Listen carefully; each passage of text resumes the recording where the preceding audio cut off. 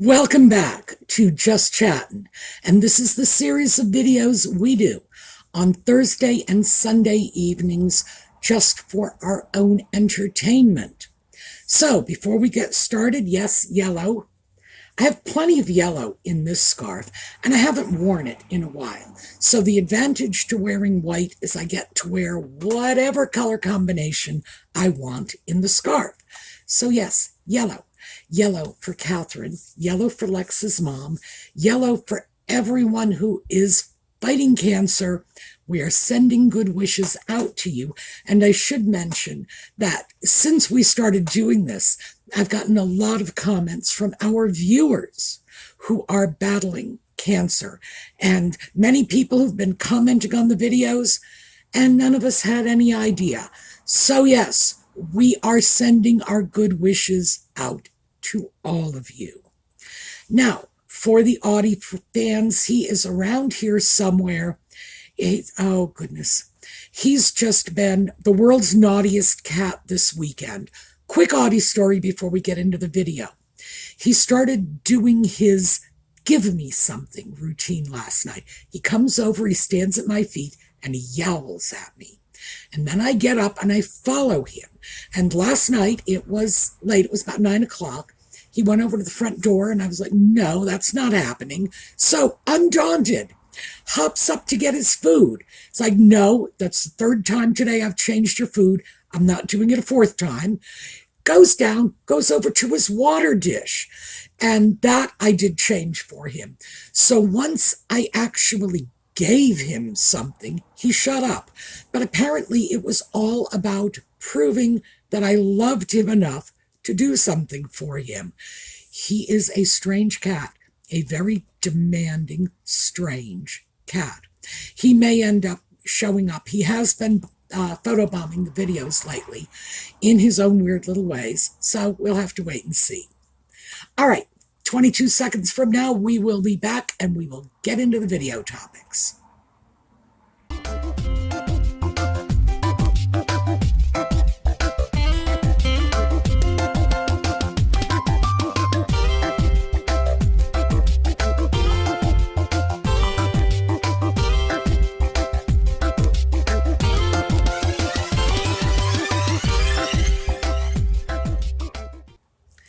So the Montecito morons have been quiet lately.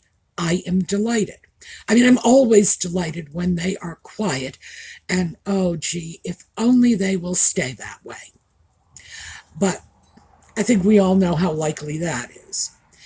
So what's happening in the absence of their demands for publicity are the stories they are planting, demanding publicity, are surfacing. And we've had a number of them come up, some more interesting than others, and I am simply choosing a few of the more interesting ones. So, American Riviera Orchard. We discussed this last time. The Patent and Trademark Office they've kicked back the documentation. They want a lot of changes. Now, Vanity Fair has come out now, and we all know that's one of Nutmeg's favorite PR outlets.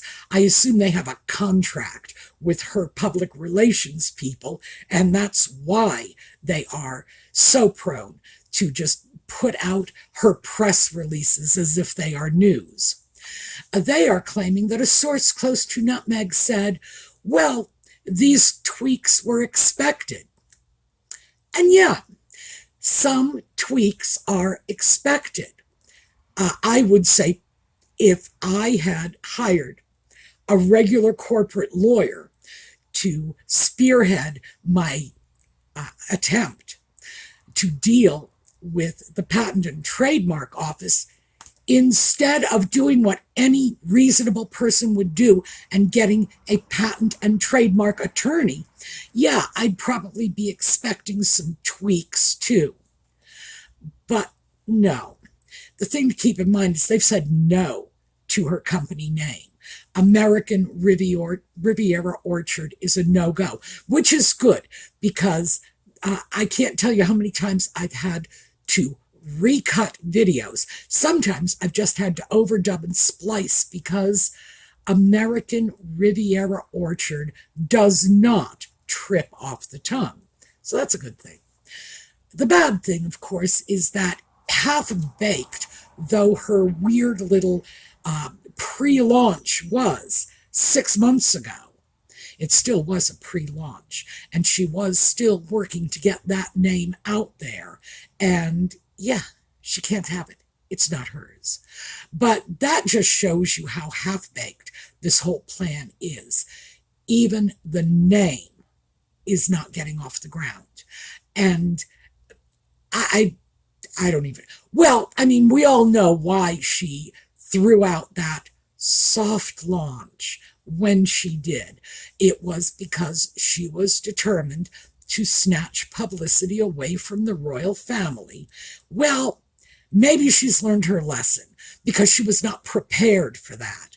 You line up your ducks legally before you open a company. That's all there is to it. And this is exactly what happens when you don't do that. You find the name that you are publicizing is, in fact, not available to you. So what can I tell you? This was well out of the realm of expected tweaks. But what they're trying to do is make it sound like this is no big deal. Well, the problem is, this is a big deal. And it's going to be a huge deal, assuming she's even still going forward with this notion of hers. You know, starting a little company, I mean, maybe she'll abandon this just like she's abandoned everything else. But if she does, and she goes forward, and it's not going to be American Riviera Orchard, and she can't bully you can't bully the trademark office. This is one of the, you want to go try to bully somebody, you're going to have a better chance bullying the Internal Revenue Service, because the folks at the Patent and Trademark Office are absolute experts in a very narrow focus of U.S. law. They are the experts, and they know it. You can't bully them. You simply can't. You just say, thank you, sir. You take your paperwork home, and you do it the way they want it done. Or they just say no, and then they'll shut the door. They don't care. So, yeah, I think this is going to be entertaining to watch what happens next when, in fact, she's not even getting the name she wants. So I found that very interesting, a little damage control article. We have another little bit of damage control. I guess it's 2 stories from now. So let's get on to the next one. Tom Bauer came out and said that he feels the next reasonable prospect of Nutmeg and the Sock Puppet earning money is Nutmeg's autobiography. Now, we all know she's dying to write this because, frankly, she thinks she's Ernest freaking Hemingway to begin with. Oh, yeah, and hey, she wrote a children's book, didn't she? But that, even though Bauer says that will make her a fortune, and it probably will, because even though we know it's a farce, the truth is I wouldn't buy it, but I would find a way to get a pirate bootleg copy of it, just because I will absolutely read it. I would love to hear the fictionalization of her life story. Lord knows, I've heard so many versions so far. I wouldn't mind one more. And Bauer said this, that she is very, very creative and imaginative in her storytelling. So, yeah.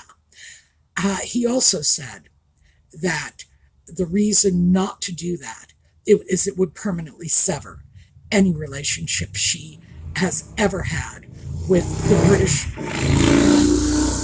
motorcycle, with the British royal family, and any relationship she might ever hope to.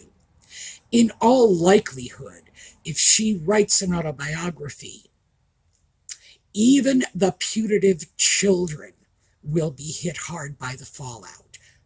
And what can you say? That's in the nature of things. But yeah, if she wrote the autobiography, it would simply be Nutmeg's version of events, how wonderful she was, how terrible they were to her, and how, she's right, the rest of the world is wrong. Basically, everything she's always been saying thus far.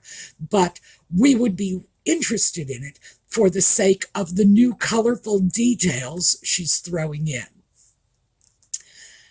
He's right.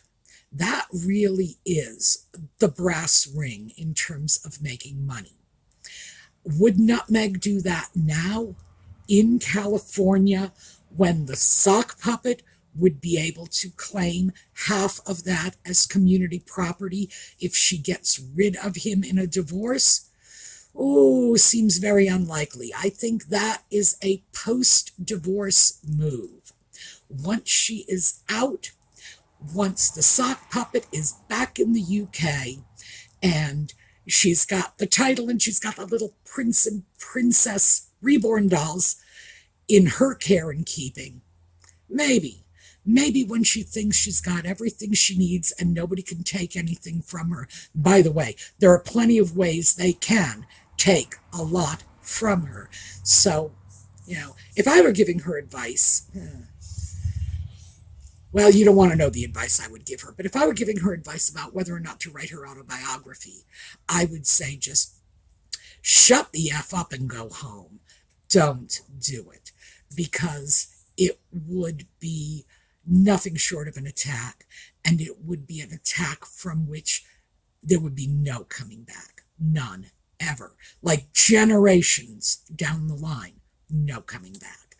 So let's just hope she doesn't go ahead and do it, even though I have to admit, I would love to read it just for the giggles. So next up, this is the story I mentioned before, one of the damage control stories. And this is appearing in a lot of publications. I've cited one in the video notes, and everything is cited in the video notes as always, but there are plenty more, and they are surfacing now, and it's about Nutmeg and the sock puppet's great love story, that the sock puppet was simply blown away by her good looks. Well, Nutmeg is a pretty woman. At least I think she is. Well, she's not quite as pretty as she was a few years ago, but that's just, time rolls on. But the fact that he thought she was pretty, equating that with true love, that's a bad message to send to anyone. But what I found interesting about it is the rationale behind this, which, as we all know, is to combat the stories that are emerging left, right, and sideways, that Nutmeg and the sock puppet are separated, that they are not living together, to counteract all of the pictures that came out from especially this Columbia pseudo-royal tour, in which it was clear that the sock puppet didn't even want to be in her company. I think most of us, at least my generation, can recall when those rumors were running around back in the 80s, when Charles and Diana were splitting up, and the Korea tour in particular. Oh, yeah, those pictures came out and it was abundantly clear. Now, many people have been saying for a while, the royal grift has been saying for at least a year, maybe longer, that Nutmeg and the sock puppet are not even living together, that they are just completely separate lives, and they're only getting together for publicity purposes, to benefit their shared brand. That would make a great deal of sense, especially combined with the fact that we simply don't see anything coming from them that might even remotely be set in their backyard or involving their putative children or whatever. No domestic scenes at all. So, yeah, I guess they are taking it seriously enough to feel the need to throw these stories out that this is the greatest love story of all time. Well, you know, nobody's buying it anymore. I'm not sure anybody really bought it in the first place because, let's face it, Nutmeg has very little going for her besides her looks, and the sock puppet has nothing going for him besides his title and his money. So, yeah, great foundation for a marriage. Of course, it was going to last forever. What else could happen? Yeah, not. All right. Another one, and this is the last of our current stories. Apparently, the British media has done a poll of UK Gen Z young people, and these are young people 18 to 24. And Nutmeg is actually gaining popularity with them. Now, this came out, Newsweek, Jack Royston, he's one of their favorite lickspittles, and I don't think he has ever written anything that I would even consider vaguely objective, and certainly nothing that in any way was unflattering to the Montecito morons. So consider the source on this. But also consider who the Gen Z young people are. 18 to 24. Do they even know who Nutmeg is? Very unlikely. If they've heard her name, it's because of her publicity blitzes. Do they have a legitimate opinion? Well, how could they? If they don't really know who she is, and I don't think they do, what? They've been watching Suits on their cell phones? I don't think so. The thing about young people, and this is not restricted to Gen Z, this is young people in this age group in general, is they tend to be very positive. And why not? We all were very positive when we were in that period of time when we were just coming out of our teens, going into early adulthood, whole world's ahead of us.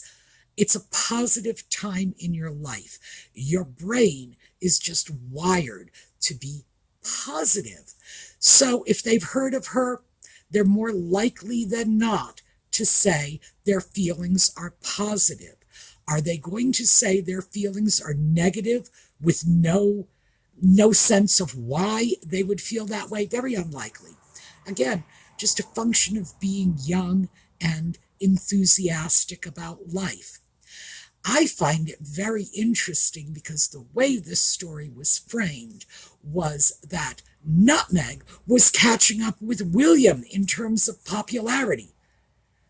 Well, possibly within that tiny little Gen Z group.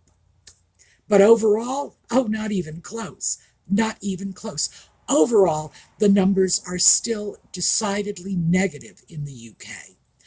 And I don't even know why anyone found this to be newsworthy in the first place. But again, Jack Royston, of course, he's going to put a pro-Sussex spin on this. And it must have really hurt him to have to write at the very end of the article that her popularity does, in fact, remain low with every other group. So, yeah, just throwing that out. I got a chuckle out of it. I've often said I despair for Gen Z. And, geez, if this continues, maybe I will just revisit that. It could be more than merely despair. All right, now I want to take advantage of our little quiet time and get into a story that has been out for a while, but it totally sailed under the radar. So this is about Nutmeg's uncle, Frederick. Now, we've all heard about her uncle, Mike, because Mike was the one who arranged that internship for her in Argentina. He called in favors because It's like a 6 weeks vacation in Argentina, just filing papers at an embassy. There you go. And that is a plum little assignment that doesn't get handed out unless you have acquired some some political coinage. And he worked at the State Department. He had some political coinage he had acquired, and he expended it for her. And then she markled him. Well, we're going to talk about the other uncle. Now, this is Uncle Frederick. He also known as Dismas or Bishop Dismas. He is a religious recluse. And the initial stories that came out about him in 2017, when the British press first got wind of his existence, were all very flattering. They compared him to Princess Alice, and that's Prince Philip's mother, who was a granddaughter of Queen Victoria. She was a royal in her own right, and she gave it all up to join a cloister. She sold off her jewels and all the rest of her worldly goods and gave the money to the poor. Princess Alice was a remarkable, remarkable character, and she's highly regarded with justification. So they were linking Bishop Dismas to Princess Alice. That was in 2017. Now, he then fell off the radar after the first initial articles, which, as I say, were positive. And why? Because he's a religious recluse. He went back into his church and hid. That's what recluses do.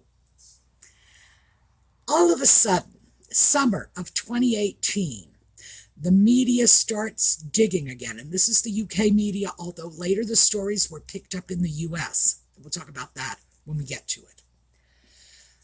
After Nutmeg markled her entire family, none of them got to go to the wedding, and the media got interested in exactly who her family were and, what was going on. Now, unfortunately, by the time the media really got interested in her family, they were already markled. They were upset. They were feeling attacked with justification. They were being attacked, and they were on the defensive. They did not show well. No two ways around it. They did not show well. But Bishop Dismas was still hiding in his church. He was, and still is, an elderly religious man.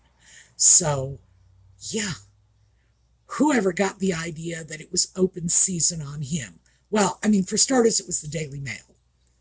And the Daily Mail just dug into the man's life in as far as they could, which was very, very superficial. They went to Florida, where he lives in the wilds of Florida. And for those of you who don't believe there are wilds in Florida, all I can say to you is check out the Everglades sometime. Yes, Florida has some pretty remote areas, and he's in one of them, lurking around in whatever Florida's version of woods are, in his rundown and very tiny church. Now, I'm okay with this because I have no problem with the concept of religious hermits. Frankly, within Christianity, there is a 2,000-year history of religious hermits, and many of them have been very revered. So, do I feel the fact that he's out in the middle of nowhere, that his church is small, that those of us who are not religious hermits might view his lifestyle as eccentric? No, that just goes with the territory. However, the British media were not even willing to respect the fact that this is a religious man who is a religious hermit, which is somewhat different from just saying, I'm going to go live in a cave. A religious hermit usually goes off for the purpose of religious contemplation. Yes, they do have to come out into the world They do have to interact. The British media did manage to snatch some very unflattering pictures of him. On the other hand, keep in mind, the man was in his late 70s at this time. He's in his early 80s now. And he was a religious hermit. Well, they painted him in an incredibly unfavorable light. And these stories were then picked up by the U.S. media. They published some stories, but they dropped it quickly because in the U.S. we are more open about this sort of thing in general because we have so much more religious diversity in the history of our country. It's not to say I think that the Brits are religiously intolerant or that they don't currently have diversity, but we have the history of it. And so it's sort of encoded in our DNA. When I say that the Daily Mail's articles were unflattering, I'm talking about things like they showed pictures of a house that the bishop's son allegedly lives in. I don't even know if this is true, that has a littered front yard. I'm not sure what that has to do with anything. They do show the rundown church, and it is rundown, no question about it, but that's normal for religious hermits. So they also made a point of saying they contacted the Catholic Church, the Roman Catholic Church, to find out if they knew anything about Bishop Dismas, the Eastern Orthodox bishop. So for those of you who are not familiar with subtle religious nuances,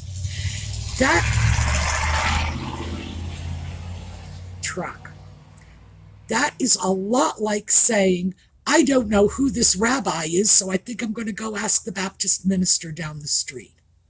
Completely separate churches. And we have hundreds of them, possibly even thousands. I really don't know. And I don't think anybody can possibly know the number of individual, independent churches and denominations we have in this country, none of which are accountable to any of the others. So I thought that was just a little cheeky of them. And frankly, going after the guy in the first place is in very poor taste. So why am I throwing this out? Because I want to indict the British media? Well, their hands are filthy on this one. It is inexcusable what they did to an elderly religious hermit who has nothing to do with Nutmeg, hadn't even seen her since she was 6 years old, never went to the press, barely leaves his church. We're talking about, one of those good old-fashioned religious hermits, like Ivanhoe. There you go. Ivanhoe. Yes. You want a religious hermit? Read Ivanhoe. That's what we're talking about here. Well, here's the problem. Nutmeg opened this whole can of worms. First, by exposing her family in the first place with zero protection, which she could have easily arranged, and then marketing them, going out of her way to show them off in the worst possible light, thereby encouraging the media to do the same, never at any point speaking out against the media. Never, even to this day, she has not spoken out about the media invading the privacy of her Markle relatives. She has spoken about them invading the privacy of her mother, interestingly enough, but not her Markle relatives. So what I see in this is the whole domino effect. Nutmeg wants to be rid of her family because they are inconvenient. She disses them. The media picks up on that. They start looking into this, and bang, they are throwing incredibly unfavorable publicity into the life of an old man who didn't deserve it. Now, this is not a major story. It wasn't a major story at the time. It didn't get traction, and it doesn't deserve to. But because we've had a lull, I want to throw it out there. just to illustrate the point that wherever Nutmeg goes, she's not only leaving a trail of bodies in her immediate wake, there's a trail of bodies of everybody who's been nearby her just as collateral damage. And I think that's pretty darn awful. So if the sock puppet wants to crusade against the UK media, why doesn't he just take up poor old Uncle Dismas's part? That I could get behind. All right, that's what I have for you today. We are going to take a look at a slideshow on the way out, and I hope to see you next time. And meanwhile, have a terrific day.